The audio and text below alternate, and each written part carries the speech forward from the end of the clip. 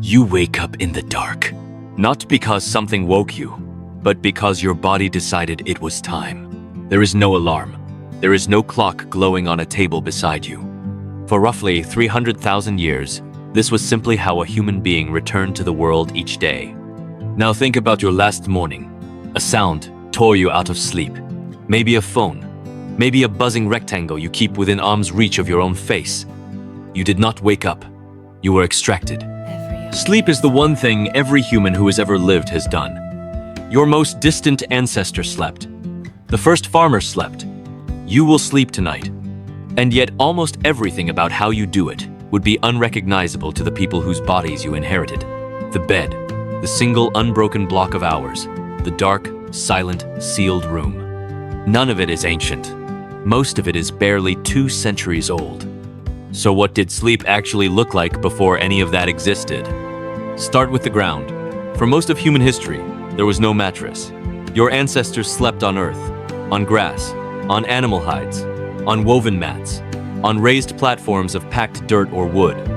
But they were not simply collapsing onto whatever was nearest. In 2011, anthropologist Lynn Wadley and her team excavated a rock shelter in South Africa called Sibudu Cave. What they found, pressed into the sediment, were layers of plant bedding dating back 77,000 years, crushed sedge and rushes, gathered and laid down deliberately. And on top, a layer of leaves from a tree whose crushed foliage repels mosquitoes and insects. Your ancestors were not just making a bed, they were treating it with bug repellent. 77,000 years ago. Sit with that. The instinct to make a clean, soft, protected place to lie down is older than agriculture, older than cities, older than writing by tens of thousands of years. Now think about the fire. Sleep, for nearly all of human history, happened near a flame. The fire did 3 things at once. It pushed back predators, it pushed back the cold, and it pushed back the dark just enough to make the night feel held rather than vast. Researchers who study modern hunter-gatherers have noticed that the embers of a fire create a specific kind of low warmth and dim glow that the body seems to find deeply reassuring. You may have felt an echo of this yourself, the strange calm of staring into a campfire, long after the conversation has died down. But here is where it gets stranger. For a long time, historians assumed people in the past slept the way you try to. One long block, sundown to sunrise. That assumption turned out to be wrong. In the 1990s and early 2000s, a historian named Roger Eckertz spent years reading old diaries, court records, medical texts, plays, and letters from across Europe. And he kept finding the same odd phrase, over and over, in dozens of unrelated sources. People wrote about their first sleep, and then, separately, their second sleep. Not as a problem, not as insomnia, as a normal, expected structure of the night. What Eckertz had uncovered was a pattern called segmented sleep. People would fall asleep not long after dark. They would sleep deeply for a few hours. Then, somewhere around midnight, they would wake. Naturally, calmly, and they would stay awake for an hour, maybe 2. This was a real and ordinary part of the night, and it even had its own quiet activities. What did they do in that gap? They prayed. They tended the fire. They talked softly to whoever lay beside them.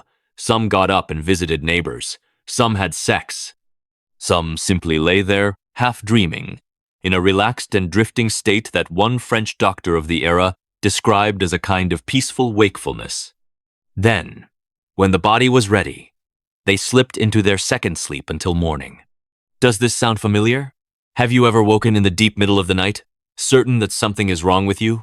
Lying there in a quiet panic about the hours ticking away? You may not be broken at all. You may simply be doing something your ancestors did every single night, except they did it without fear, because no one had told them it was a problem. There is even evidence from the body itself. In the early 1990s, a sleep researcher named Thomas Ware ran an experiment.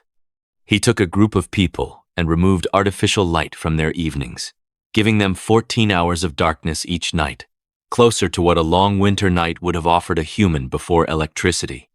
After a few weeks, something remarkable happened. Their sleep split in 2. A first stretch, a period of quiet wakefulness in the middle, and then a second stretch. Their bodies, given the chance, fell back into the old rhythm on their own. So let's reconstruct a night. The real thing. The light is fading. There is no decision to go to bed, because bed is not a place you go. It is simply where you already are, near the others, near the warmth. You lie down on bedding you gathered and crushed and laid out yourself. The fire is low. Around you are bodies you know, breathing in the dark. Children, elders.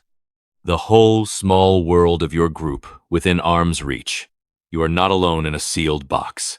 You are one sleeping animal among many, and there is a deep safety in that. You drift off quickly, because there is no screen burning blue light into your eyes, tricking your brain into thinking the sun is still up. You sleep hard. Then, hours later, you surface. The fire has burned down. Someone else is awake too, poking the embers, murmuring. You exchange a few quiet words. You are not anxious. This is just the seam in the middle of the night, the place where the day's worries get loosened and let go. After a while, your eyes grow heavy again, and you fall into the second half of the dark. Now here is the twist. The thing that makes this more than a charming story about the past. The way you sleep now is not the natural, advanced, optimized version of all this. In many ways, it is the broken version. The single, rigid block of sleep, squeezed into too few hours, defended against a phone you keep beside your pillow, lit up until the final second by a screen, was not designed by evolution. It was designed by the demands of industry. When factories and clocks took over the rhythm of human life, the loose, two-part, fire-lit night was compressed into one efficient slab, bounded by an alarm on one end and artificial light on the other. The 8-hour block you feel guilty for failing to achieve is, in the long view, a recent invention you have been told is timeless, and the consequences are written on you. The anxiety when you wake at 3 a.m., the conviction that you are doing sleep wrong, the way you reach, before your eyes are even fully open, for the same glowing object that pulled you out of the dark in the first place. Your ancestors woke when their bodies were finished resting. You wake when a machine commands it. They lit a small fire to soften the dark. You light a screen that convinces your brain the night never came. They slept surrounded by the breathing of people they trusted. Many of us now sleep alone, in silence, behind a locked door, which would have struck almost every human who ever lived as dangerous and strange. None of this means you should tear out your walls and sleep on a pile of leaves. You can't unbuild the modern world, and you probably wouldn't want to. But there is something worth keeping from the people you came from. The night was not an enemy to them. The middle of the night waking was not a failure. The dark was not something to be conquered with light, but something to be entered gently in the company of warmth and other living things. So tonight, when you lie down, notice what you've surrounded yourself with. Notice the screen. Notice the alarm already set, already waiting. And if you wake in the deep middle of the night in that quiet seam your ancestors knew so well, try not to panic.